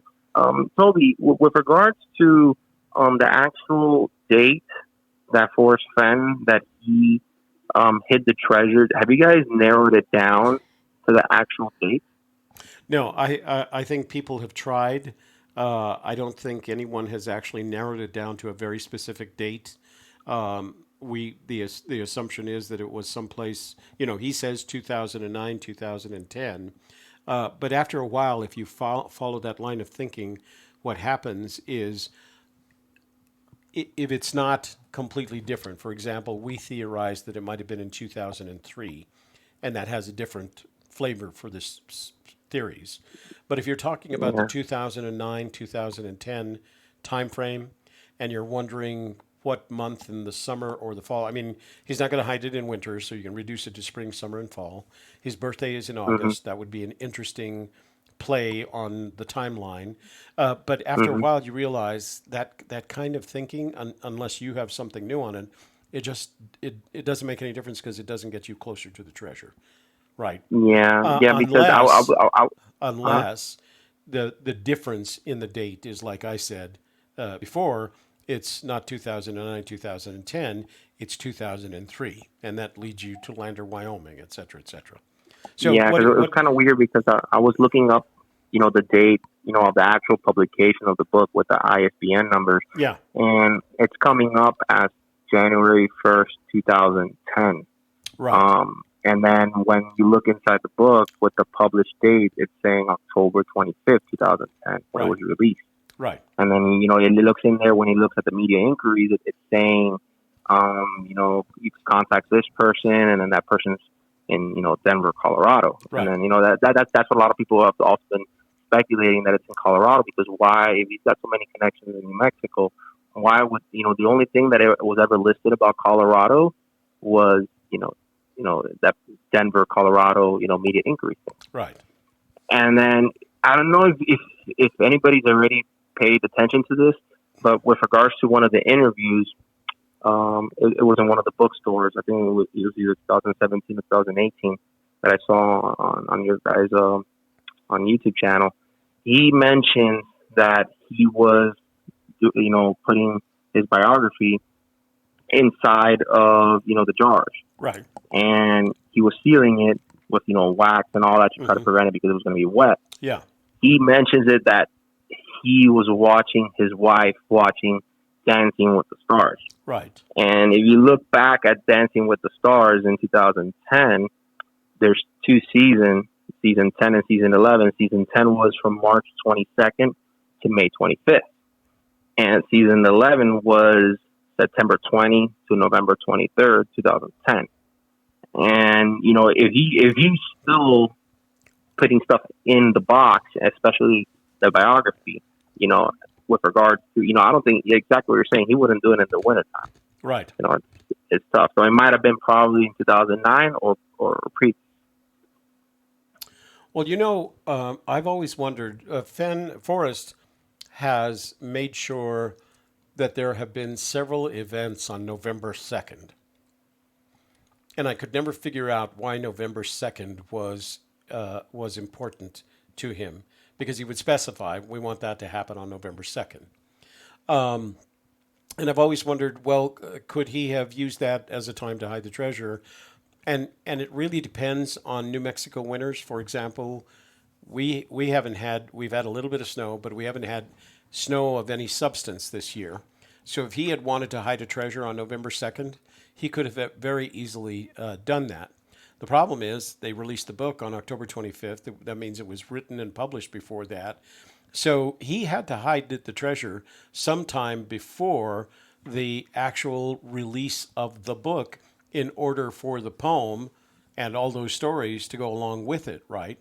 And before the ISBN too, when they actually pulled out ISBN number and then they made the publication, which was in January. The ISBN number is a form. Mm-hmm. Right. The only thing that you get, the only thing that you do when you do January 1st is that you make a commitment to release the book within that year. Got it. Right. So he had time. He had time to start Right. with that same year. Right. So, and that's why I think they use October 25th as a release date. Any way you look at it, he would have had to hide the treasure sometime before that book was printed. Otherwise, it would not accurately reflect where what had happened. The question you want to answer at some point is, when was the book not published? Because published has this grand connotation with it. When was it at the printers? When did it get to the printers? Because that's the final book, right? That's the book that everybody has signed off on. It says this accurately represents the situation, and we're going ahead and making this print run, because what you don't want to do with a book of this quality is make more than one print run. So if you can find out, were you able to actually put up on either the community or actually live? I just stepped out 30 minutes on the map. Like I found some map on the Library of Congress with some topographic maps, and then they're pretty kind of detailed. They're from like 1950s or something like that. Yeah.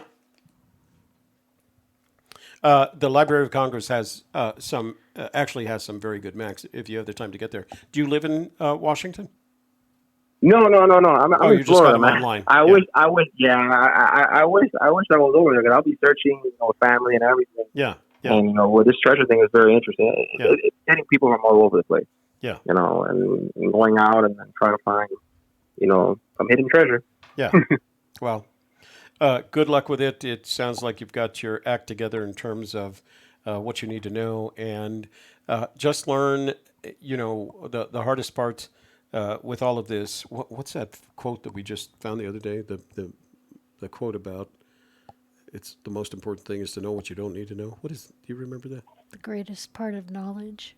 The greatest part of knowledge is knowing those things not worthy of knowing. Yeah.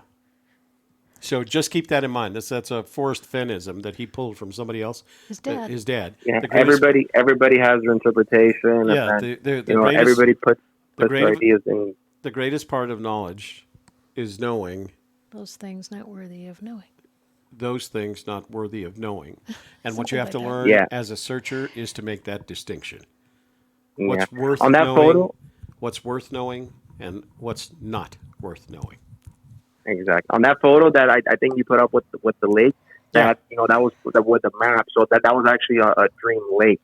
So like when Once Upon a While on that front cover, with the stars, when that person was talking about the meteors and all that, it got me thinking. Well, when I'm looking at the map, I see on the top, I think it's like, I don't know if it's like Bear or something, or like Bear Mountain, right, or someone. Then you have Dream Lake right below it, and when you're dreaming, dreaming the stars and all that. So like, kind of, when there's a lot of creeks in there.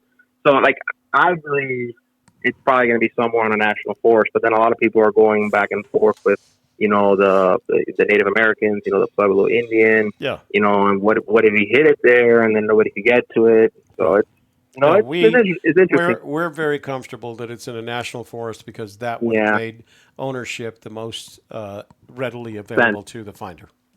Exactly. Well, I'm not going to hold you guys up anymore. I know there's probably a lot of callers that want to call in, but I do appreciate calling, and then I love what you guys do, and then it's very good. Posting everything out there and having all these streams and in the community. Well, thank you for watching. Thank you for being one of our subscribers and one of our viewers. Yeah. And then say hello to Shelley, too. Oh, you say hello? She's saying hello to you. Right. Hi, Shelley. All right. All right. Thanks for calling. Thank you. Have a good night. You too. Bye-bye.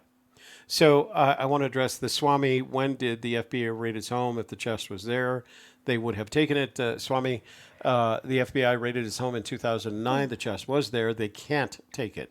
There was nothing illegal about owning gold or any of those objects at the time.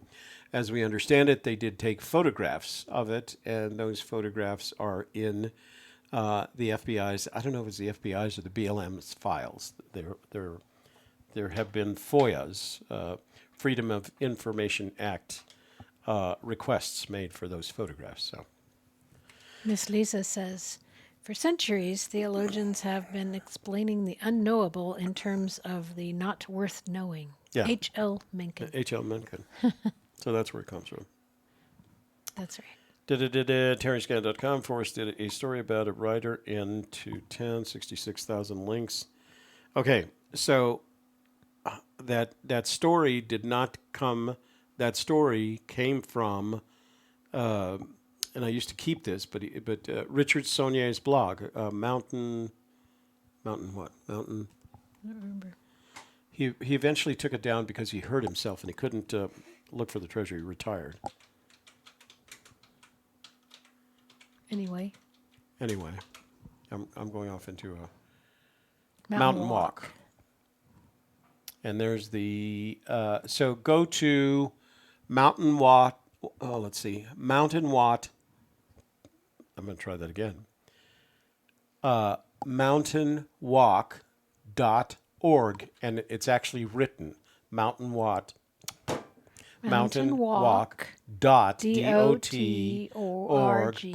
dot wordpress.com. And you'll find Richard Saulnier's blog, and you will find, if you just search 66,000, you'll find that story written by a gentleman whose name is Forrest Fenn, but he spells it with one R. Let's see if I can find it. Anyway, I won't do that. Here, let me just go back and I'll show you where it is. Screenshot.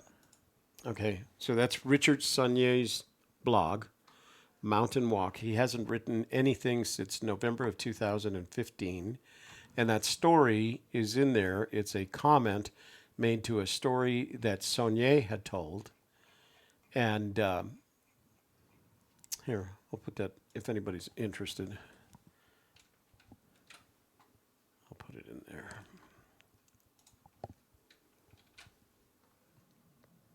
There. You can go find that story.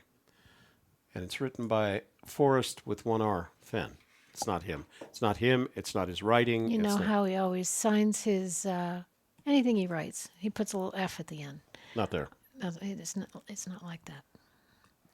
And we think people But just... he never came out and said that we know of that wasn't him. Right. And he agreed with it. He said, oh, yeah, it's at least that far. So... He's a tricky feller. Okay, so let me go back here. And I thought we had a couple of voicemails, but maybe not. Voicemails. It's too far to walk.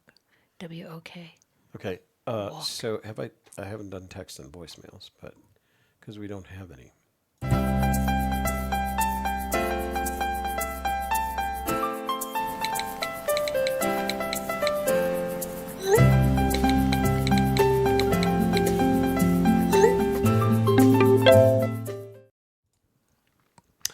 So let me ask Fish Grinder, how does MPS make it more available than BLM, and who's to say what classification land is in 1,000 years? So in answer to that question, number one, I didn't say NPS, I said the National Forest, not the National Park. Those are two different lands, and it is to us more likely on National Forest, which has far fewer restrictions than National Park. BLM land is even more likely, but if you've ever been on BLM land in the West, it's ugly. There's nothing fenny about BLM land. The prettiest land is in national parks, the second prettiest in the National Forest. So that's the first thing. And then the second part of that is if you're looking for a treasure in 1,000 years and you're using the land layout 1,000 years from now, you're already off track. You should be using the land layout as it was in 2010 when he hid the treasure, right? So that'll create a whole different set of problems because maybe the national forests have been burned to the ground and sold to the highest bidder. But if you're looking for a treasure today, don't be using today's land use maps or today's fishing regulations. Use the land use maps and the fishing regulations or any other that you're using to help you find the treasure from 2009, 2010, not 2019, and especially not 3019. So I hope that answers that question. Okay, so I do have a couple of voicemails. This is one from Florida. Let's see what they have to say. Toby, hey, Shelley, this is a CS Jigsaw. I just did send you that map from the Library of Congress. We just talked to him. And this one is from...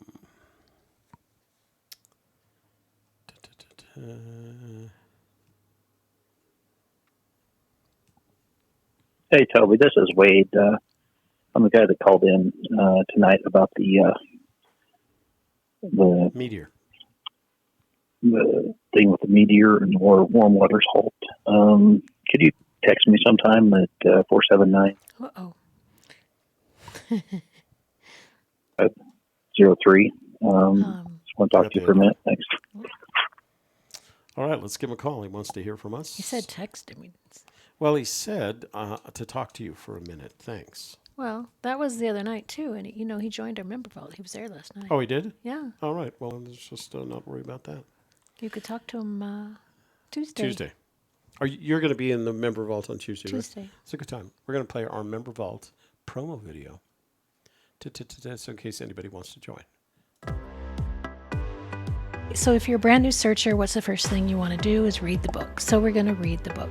And then we're going to also, at the same time, match it up to the poem. So what did this chapter say to you about what do you see in the poem? How do they fit together? So we're going to work the poem and the book together. Now you can join at any time. It's going to be an open door membership. In the bonus section on the member vault, we have added 2 videos that Toby produced. Is he saying there is stuff in life that isn't worthy of spending time knowing, or that the real test of your intelligence is knowing the stuff that everybody else thinks is not worthy of knowing? When he talks about no special knowledge is needed to find the treasure, but maybe you need to know those things not worthy of knowing in order to find the treasure. Member Vault, join us. For more information, go to gypsykiss.com. Yeah. And we can have long conversations with not just me, but with several of our members who are not shy. Yeah, they're really smart and they bring all kinds of great research to the table as All well. right, the do not disturb sign is off. Phone lines are... Oh, I got to do this.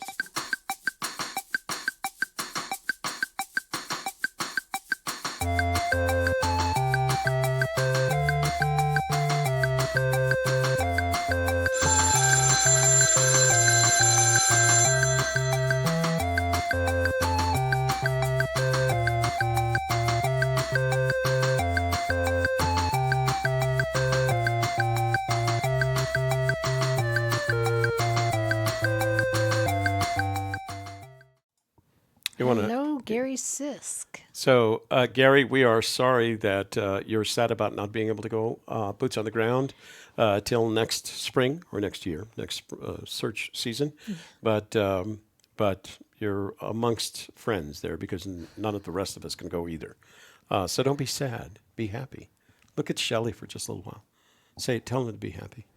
Don't worry, be happy. See? How can you listen to that and not be happy? Post up a list of the names or locations associated with Brown Creek and Canyon, and I don't think we've ever. We don't CS. What's CS real name? Because I keep saying Jigsaw. Junior. We don't. We've never done that. We've never. Oh, he says he can help us with that list and others too. Cool. Okay, phone lines are open if you want to call in and share some of your knowledge or share some of the things that are worth knowing versus the things that are not worth knowing. Please feel free to do so. You can reach us at 202-815-1171. If you don't want to call us and you want us to call you, send a text message with your phone number, or actually telling us to call you. You don't have to send a text message to the same number, and we'll call you if you're nervous about dialing or anything. So we have about, I'm going to say 20 minutes worth of time to do calls. We heard from Joel. We heard from Junior, both of whom were very chatty tonight and a lot of fun. Joel's got some new ideas. Joel's always got ideas on the search, and every time you think he tries to get out, they pull him back in. He comes up with more aha moments and has to share. So this is my new cup from the International Spy Museum that I got when I was in Washington, D.C. I also got, I'm going to go get it. Schmancy. If the phone rings, you have to answer it. Oh, no, I don't know how to do the thing. Just do answer and then tell it it's at the roadcaster. But I have to touch all the buttons. Yeah, all the buttons. And you've already got your germies on them. Oh, no, the phone's ringing. Help, help. So you touch that, and then you hit audio. Audio. And then you select Roadcaster Pro. Hello. You're on the air with Shelley and Hello? Toby. You're on the air with Shelley and Toby. Hey, who's this? Hello. Hello? Hi. He can't hear us. Can you hear us? Who's this? Toby and Shelley.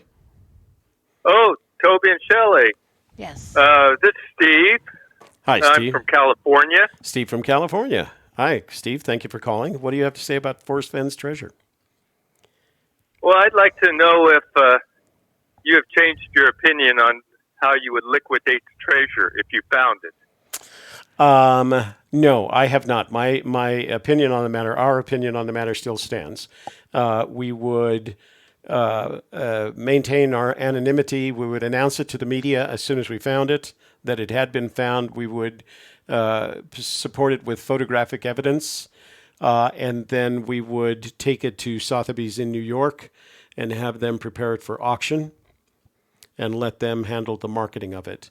In addition to that, I have a couple of attorneys in Washington, D.C. that will help us with taxes. And I have an attorney in Santa Fe that will help us with state taxes if required. But we still plan to liquidate it exactly the same way. I was wondering if Sotheby's, if there'd be any problem with the ownership, if they would just sell it, or if they would wait till the ownership was actually determined. The ownership is determined because what, of course, has happened is you have a poem in which Forrest Fenn describes the treasure. Excuse me. Describes where he hid the treasure and gives you title to it at the end of the poem. As I understand it, the fact that he gives you title to it is enough to claim ownership. It is a matter of possession and having title to it. There shouldn't be any problems with it. Now, they may want to have their attorneys evaluated for its kind of for that kind of potential, but I think I've said on numerous occasions that my opinion is that Fenn made it as easy as possible for the finder to own the treasure without any problems relating to law or, you're going to have to pay taxes on it one way or the other. You can't own that much in America without having to pay taxes. But there's ways to do that, and there's ways to negotiate that. So we'd actually probably use the auction price as the basis for evaluation. I see. Well, thank you so much. I really appreciate the information. My pleasure. I'm happy to help. I love your show. Thank you. We like doing it. Bye. Bye. You have a good evening. That was fun. What were you going to go get? My Oh, your hat. Fancy hat. Washington Nationals National Championship official National League official national official Red hat. baseball cap, fitted baseball call. cap from Jamestown, New York. Hey, you've reached Toby and Shelley. What's your name and what's your question or comment on Forrest Fenn's treasure hunt? Hi, Toby. Ooh. Hold on, hang on just a sec. Your whatever phone you're using is very, very scratchy. Can you hear me now? No, it's falling apart. Hang on. Ow. I'm on the phone. Mark. Can you hear me now, Toby? Well, we can, but there's a lot of static. Can you tell me a little bit about your calling situation? You can probably hear me now. I'm just calling curious. I'm just wondering, is it possible that Forrest was such an artist that he accumulated a whole bunch of different treasures and no one gives the guy credit for it? Like Templars and all that, Templars, Oak Island, they all seem like they all got like similarities to them, if it makes any sense. Does it make sense or no? So start. The last part of your question makes sense, but I didn't get the first part. You were asking about Forrest. What is it about Forrest? Mr. Forrest Fenn, is it possible that he was an art dealer? Yeah. And he probably was one of a kind. Some people study people's movements. You know what I mean? Not like profiling and stuff, but like maybe he was such a good art dealer that he accumulated a couple of different treasures. And then everyone's looking. Here you go. You know, that's fine. So do me a favor. Maybe I'm wrong. Hang on. So do me a favor. I literally can't make out what you're saying, not because what you're saying is unclear. It's just there's so much static. Do me a favor and send your question via text. Can you send me a text?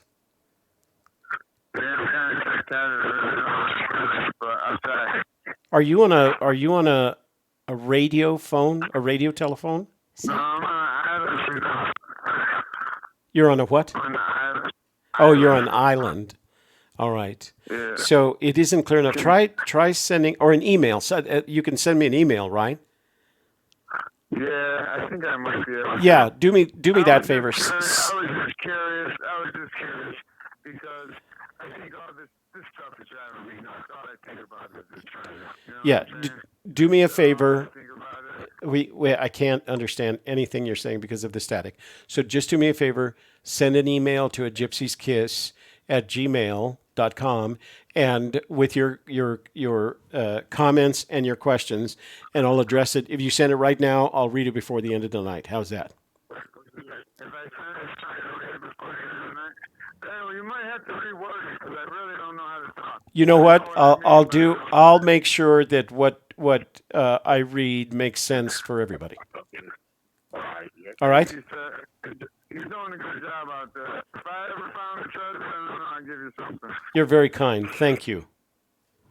Likewise. Bye-bye.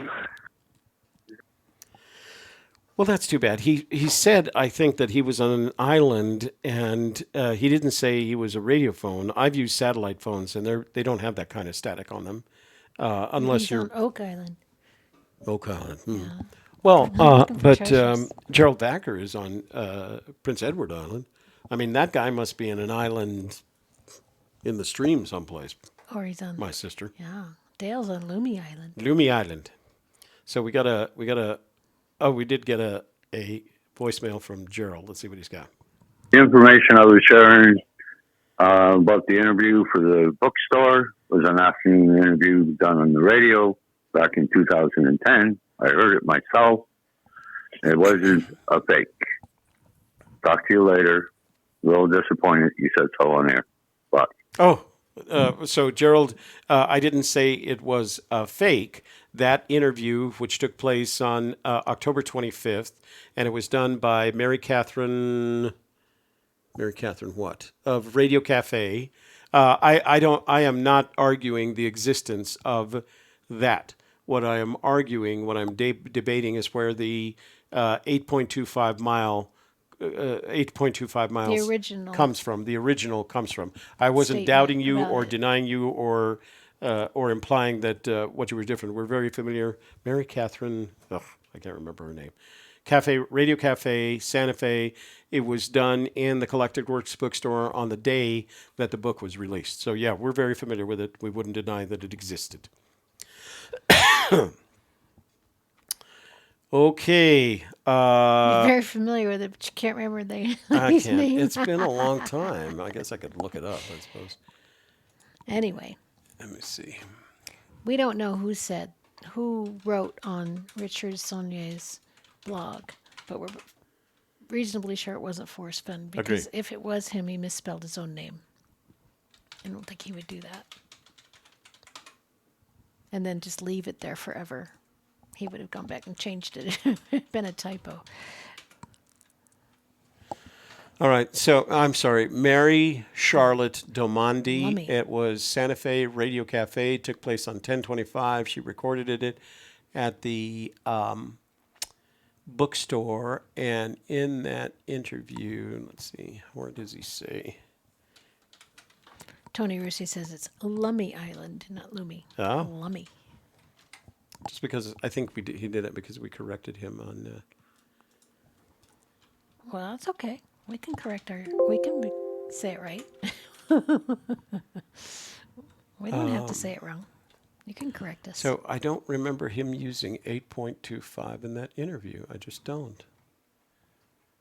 But I'm familiar with the interview. I don't mean to imply that you didn't hear the interview, because we've heard it. We have a copy of it someplace. We actually have the transcript. Can't you control F? Oh yeah, you wrote 8 though. Well, I did. Ain't there? Bling bling bling. Lots of bling blings. Mary Charlotte. I thought it was Mary Catherine. Well, it's hard to see. Shadoni. Oh, you weren't there. So this was really funny. But way back when I was coming through Santa Fe on some reason, and I was testing out some Polaroid 4x5 positive negative film, and I had my. That's going to have to be. That's Wade. Hey, Wade. I think. Is this Wade? Hey. Hello. Hello? Hi, you've reached Toby and Shelley. Is this Wade? Yeah, this is Wade. Hey, Wade. What's up? How you doing? Pretty good. Excellent. I thought I'd call in and just chat for a little bit more. Okay, we've got a few minutes here. Let's. What do you got to talk about? First of all, I kind of typed a letter to Forrest, and I said, I'm coming after you, One-Eyed Willie. And then he put out blog number 226, which is kind of like saying that there was a robber in the house, and I kind of took that as maybe he was listening to me. Oh, interesting. Maybe did you? But I was actually referencing the Goonies, because there was One-Eyed Willie that he had to go through the tunnel to get to One-Eyed Willie, which was the pirate. Right. And I didn't realize that Forrest had a dog named One-Eyed Willie. Yeah, he does. His latest puppy is Willie. So I can understand why he might be upset. So I do apologize to Forrest about that. Yeah. Well, don't be surprised if there's a restraining order out on you now.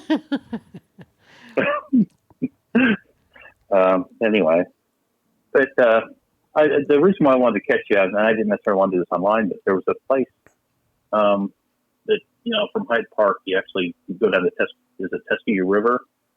Tesuque. And, yeah, okay. Which, by the way, is also the name of the dog that preceded Willie. How tricky is that? Oh, no.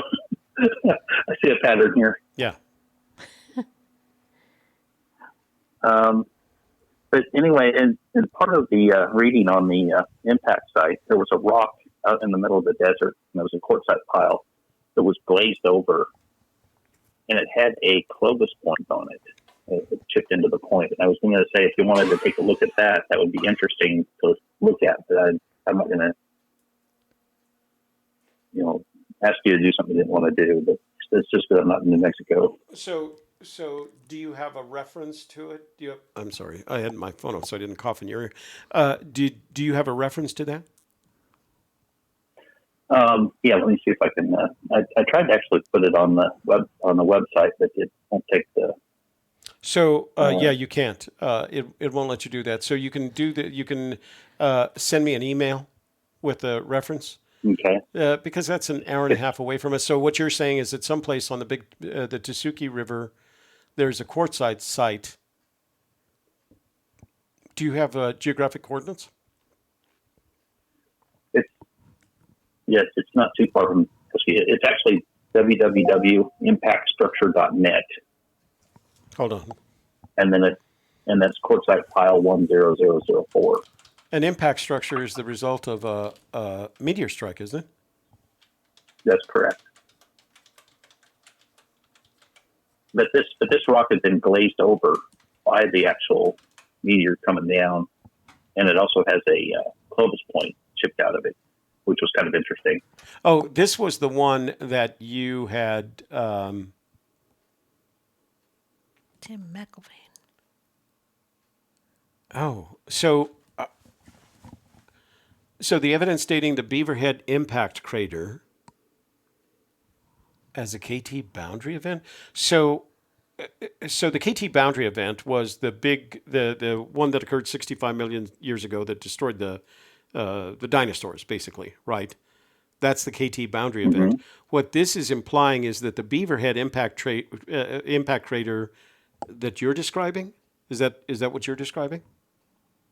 It was the Santa Fe impact.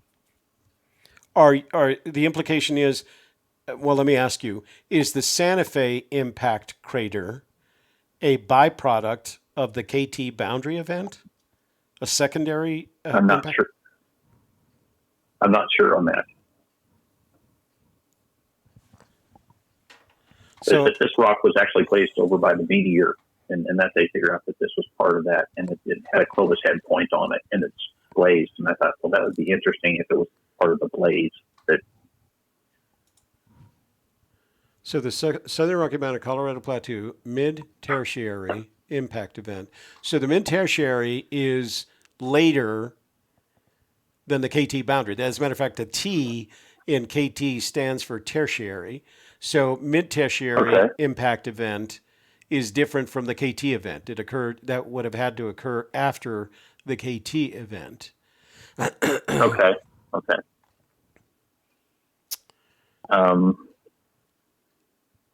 I'm following you, but I'm not sure on that. So the question... Was that a friend of Rick's? The Tim... what was that? Yeah. I wonder if that... Because Rick was telling us last night about all the places he'd been looking in Colorado with a friend of his. And I think that guy was a pilot rather than a geologist. Oh, anyway, so sure. let me do this. So I found the website, the impactstructure.net. If you can send me the geographic coordinates of the quartzite deposit that you're describing, if I have time, I'll take a look at it. And what you're saying is that a Clovis...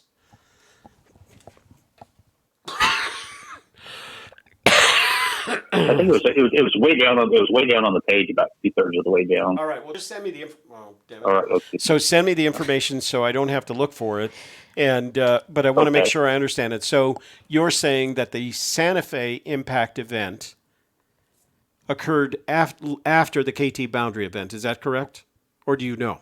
Yes. All right. I believe so. Okay, and in that event, there was a quartzite deposit that was glazed over by the Santa Fe impact event, and after that there was a Clovis point they don't call it chipping. They call it, there was a Clovis point that was chipped out of that quartzite. Is that correct? Yes. That would be correct. damned interesting. And it's number. All right. So No. is it accessible? Is it on Pueblo land? Or do you know? It's north of Santa Fe, and it's almost, it's west of Tsuki. Tsuki. Yeah, it really depends. By about 3. If you by send about 3 me, miles. do me a favor, send me the geographic coordinates, and I can see what kind of land it's on, who owns the land, because you have to be very careful getting on Native American lands. And there's a lot of area north of Santa Fe before you get into the mountains and into the national forests that is Native American land. So send it to me, and I'll take a look at it. How's that? Is that fair? Okay, that sounds great. All right. Okay, well, Wade, thank you for calling, and thanks for the new info. It looks that the combination of the fact that it has to do with paleontology, astronomy, and Indians and Native American cultures is all of interest to me. Okay. All right. So, hey, one last question. Sure. Am I crazy? No, none of us are crazy. We're imaginative. Okay. We're just imaginative, okay? So I wouldn't know. You're just a little bit more imaginative than the rest of us. Thanks. All right. You take care. All right. Have a good night. Yeah. Wow, that would be fun just to see if it all fits together. It's like a better. So, for those of you who don't know what the KT Boundary event is, it's the on hold. I'm going to do it right now.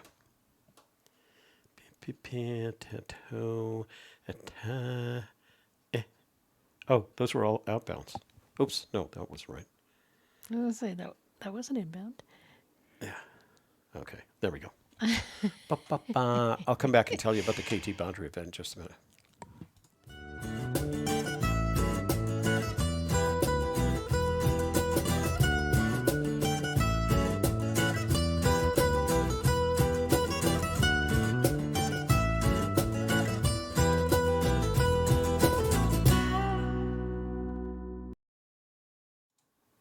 Closed and locked. So the KT Boundary event was the event at which occurred around 65 million years ago. It was a massive meteor that struck the Earth. It was 16 kilometers in size, literally trillions of tons of meteor, and it struck someplace around the Yucatan. And basically, it was the end. Within months, all the dinosaurs who had lived 150 million years up until that point. Now, put that in context. Humankind has been around effectively, if you count it, 1 million years. The dinosaurs were around for 150 million years during the Mesozoic, and then this event occurred, and in less than a couple of years, all the dinosaurs were gone after having lived on the planet for 150 million years. Then we entered the tertiary. And the KT Boundary event is the difference. It's an event that is geologically identifiable. And the K, I don't know why they call it K because it's Cretaceous. The period before that was the Cretaceous period of the Mesozoic era. And then after that was a tertiary of the, the mammals. What are mammals? Mammals are Mesozoic. Yeah, I won't bore them to death. I can bore you to death with this stuff. Uh-huh. Bore you, I tell you.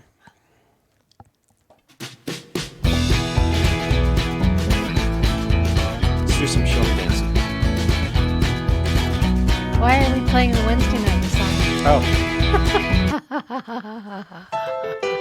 Oh, this is...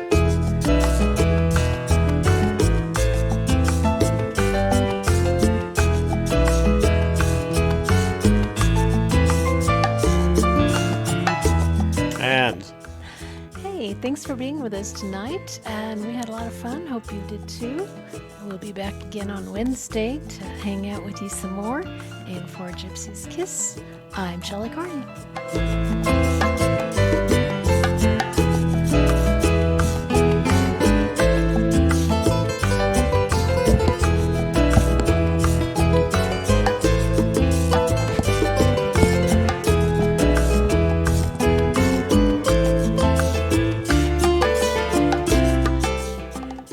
And for the Washington Nationals baseball team, national champions of the United States, World Series winners, my name is Toby Younis. Thanks for joining us tonight. We had a great time. We hope you had half as good a time as we did, because that would make it a great night for us. Thanks for joining us. Don't forget to go back to Wednesday shows, Wednesday the 13th, and make a comment so that you can win either a bear, a bear and a little tiny a mini 3D bronze treasure chest. Yeah. And Lisa, I will put your BioSpray in the mail tomorrow. Ciao, baby dolls.